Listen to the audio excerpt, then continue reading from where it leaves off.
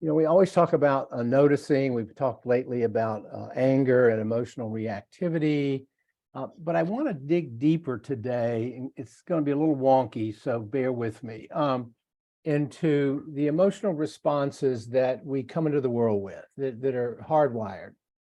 Vic asked, I don't know if Vic's here this morning, Vic asked a couple of weeks ago if, hey, Vic, if anger is a primary emotion, and I responded, yes. And it got me thinking to share with you about the primary emotions that we all struggle with in this human life, and how our practice in some ways helps us manage them.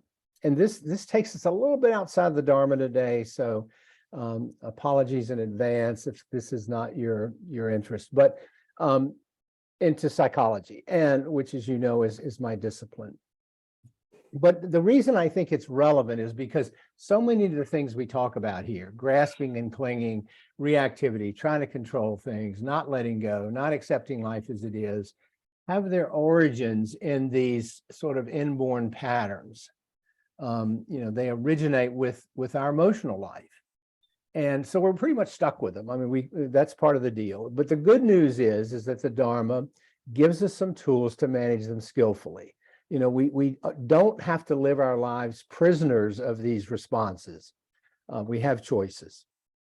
So just a couple thoughts about the background. This begins really, it goes way back, but the bulk of this work was done by a brilliant Russian-born psychologist. Some of you may know this name, Sylvan Tompkins. What he called affect theory, affect really being roughly translated word for emotions. He lived from 1911 until 1991, but from the 1950s until 91, his whole life's work was devoted to defining and understanding the emotions that are hardwired, that we come into the world with. And he did a fascinating thing. He studied infants, very young infants and young children, and looked at their responses to a number of situations. And he did this across cultures. I mentioned this on Wednesday, and saw that there's these commonalities in all of us in which we enter the world, assuming we enter the world with all of our faculties and everything intact.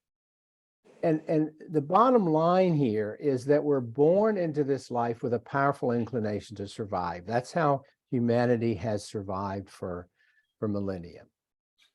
And there are 9 of them. There are 9 emotions, affects that kick in immediately when we come into the world, and they move us to cry, to connect, and to learn. That's what they do.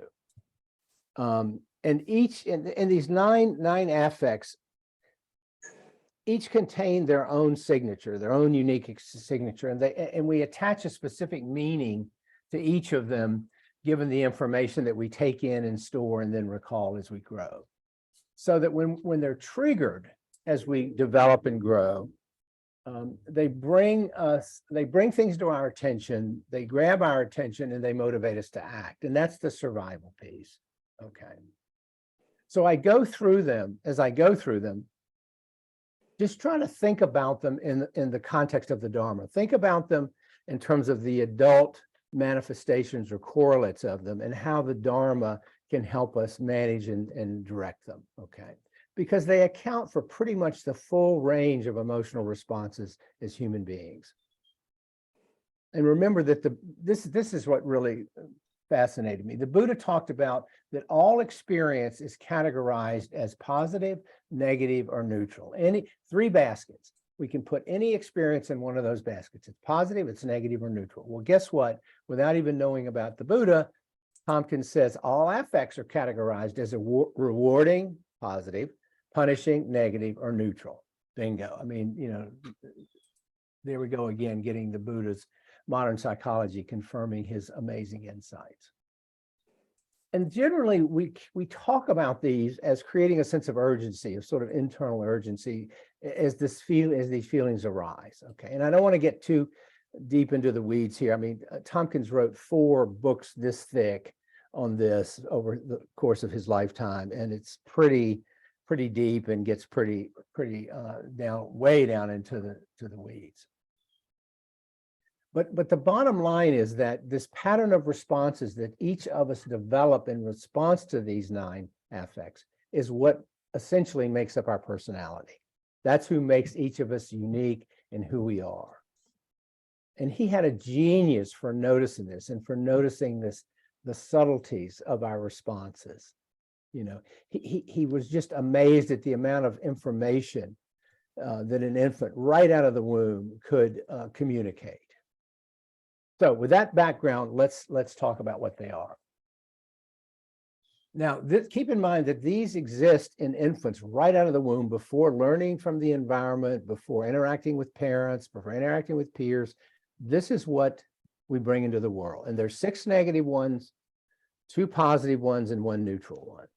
And you might ask, why are there 6 negatives and only 2 positives and 1 neutral? Well, as you will see, I think the 6 negative ones all have to do with survival and safety. So they took priority in human evolution. So the 6 negative ones really are about safety, security, longevity, you know, keeping alive. So here they are in no particular order. I'll just run through them, and then we can discuss them in the discussion if you want. The first one is what he called distress anguish. And he characterized this as the cry for help. It's negative. He calls it inherently punishing, meaning that it's uncomfortable. You know, the infant communicates this way. They communicate distress and anguish when they're hungry, when they have a dirty diaper, usually when they hit the world, they cry, you know, generally all is not well. Okay. And any parent who's had a newborn knows that the wailing of this distress anguish cry is pretty powerful. It pulls us in to respond to that infant and assure its survival. Remember, humans have a shorter gestation period because the big head has to get through the birth canal. And so we come into the world completely helpless. I mean, contrast that with a baby giraffe that stands up and starts nursing immediately or whatever. So anyway, that's number 1, distress anguish. The second one, which is a positive one of the 2 positive ones, is called interest excitement. And this is the pull toward mastery. This is the thing that grabs our attention, makes us want to learn something, master something, to make learning inherently rewarding. That's how the child learns to get along in the world, to walk, to talk, to pick up things, to stack blocks and so forth. So that's inherently rewarding. The third of the 9, also a positive one, is enjoyment joy. And this is the social bond. Okay, this is also inherently rewarding. And this gets allows us to reduce hunger, loneliness, relief of pain, anything that brings enjoyment or joy, human interaction, food, sex, art, beauty, whatever, anything that alleviates hunger, pain, loneliness is enjoyment joy. You know, the infant smiles, we will smile in return. You know, there's that beautiful exchange when they see your face and they break into a smile. That's hardwired. That is early on enjoyment joy. Okay. And this mutually rewarding system of shared joy is what makes us want to connect. It's what bonds us. It's what makes human beings social. And again, survival, because we were dependent on each other to get through this life. Number 4 is what he calls, this is the neutral one, the only neutral one, surprise, startle. And this he called the reset button. Okay. And the purpose here is to get us to stop what we're doing and pay attention to something new, something novel. Okay. So it's like I startle and then I look to see what startled me. Well, it's a way of grabbing my attention when my attention needs to go to something more important than what I'm doing at the moment. And again, you can see how all of these are so important to getting through life, but can also control us if we don't, as we grow and develop into adults, learn to manage them. So in its intense form, the startle causes a contraction in the body. We are unable to continue to doing what we're doing because it's so powerful and compelling. It pulls us into a new activity or into looking at something different.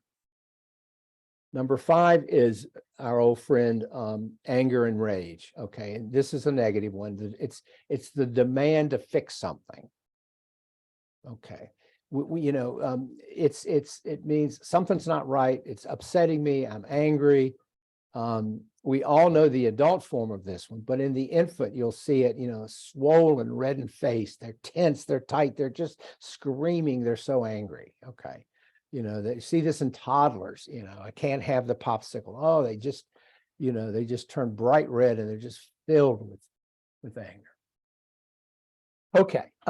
Number 6 is fear and terror, flight or fight, or now we call it flight, fight, or freeze. This is, again, inherently negative. And in the infant, this manifests as eyes wide open, eyelids tensed, eyebrows raised. They're cold and sweaty. They're terrified. It's terror, and it's an intense biological response that guarantees that our attention goes towards surviving. Okay. It makes us, the infant can do little except express it and hope that we intervene. But as we get older, it makes us get out of dangerous situations, avoid dangerous situations, fear, terror. Okay. It is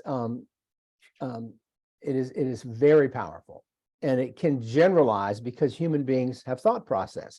We can make up all kinds of scenarios that involve fear and terror. What if this? What if that? What if there's a nuclear war? Those of us that grew up in the Cold War, on and on. What if my house catches on fire? What if a bear breaks into my door? Whatever.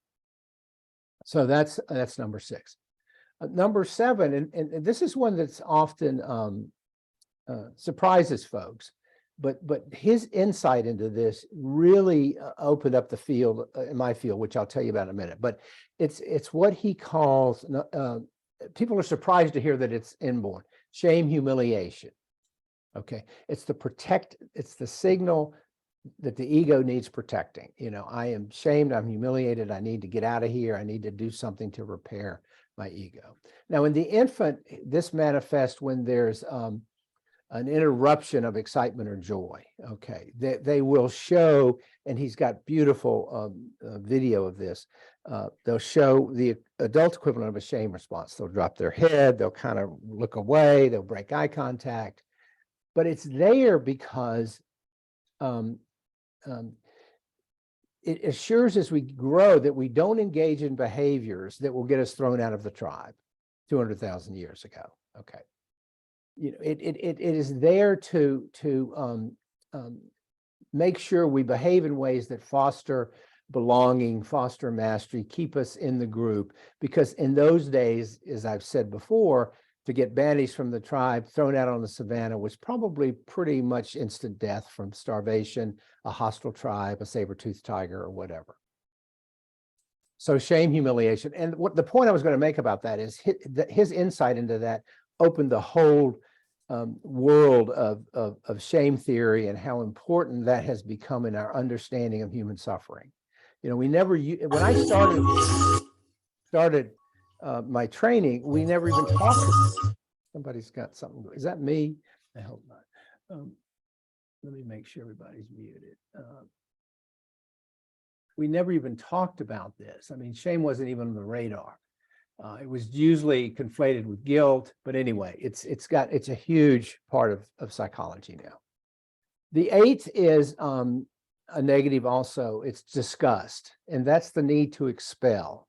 And again, for survival, the impulse for the infant to expel something noxious that has been ingested. Okay, we see something that's rotten or fetid or disgusting, we don't eat it. We avoid it. So again, survival, and this expands as we grow and develop into things other than just substances.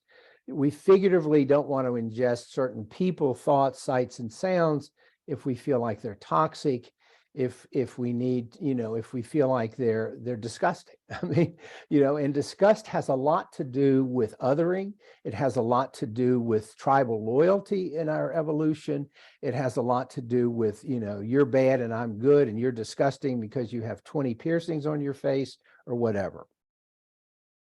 disgust started out being about ingestion and hunger, but as we grow, it begins to be applied to other things in our world, images, people, non-food things. And then the last of these, also negative, is what Tompkins called dissmell. Dissmell. I think he made that word up, but it's an impulse to pull away or push anything that shouldn't be ingested. Now, remember, disgust is getting rid of it. Dissmell is, and it's, these two are closely related. We see a dead animal, we're not inclined to eat it. It smells bad, it looks bad, and so forth. And this is the biological response of repulsion, when we're repulsed by something. Like a bad odor, we want to get out of the room if there's a bad odor. If we walk into a room and something's rotting, we want to get out. So anyway, the negative affects incline us toward avoidance. The two positive ones attract us, but the sum total of them pretty much covers all of our emotional experience. I mean, except quiet and contemplative. I mean, but in terms of our interaction with the world, not so much internal. Now, given that they're there, what do we do because they're hardwired? Well, we notice them, we pay attention to them, we're mindful of them, we watch them arise.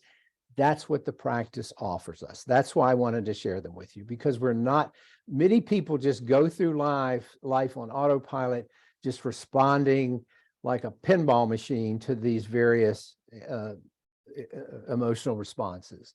But the practice and the Buddha offers us a way to manage them, okay? To pause, to feel what's coming up, and then use our cerebral cortex, use our impulse control to dial it back, to not just lash out or flash out or react impulsively, okay?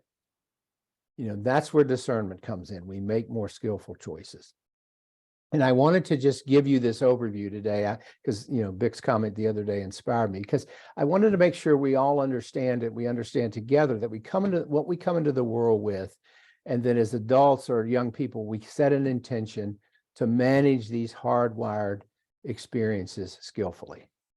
So I hope that wasn't too wonky. I hope I didn't overwhelm you with too much wonkiness in theory, but obviously I love this stuff, so I ask for your indulgence today. So let me stop and just get your thoughts, questions. Let me cut off the recording.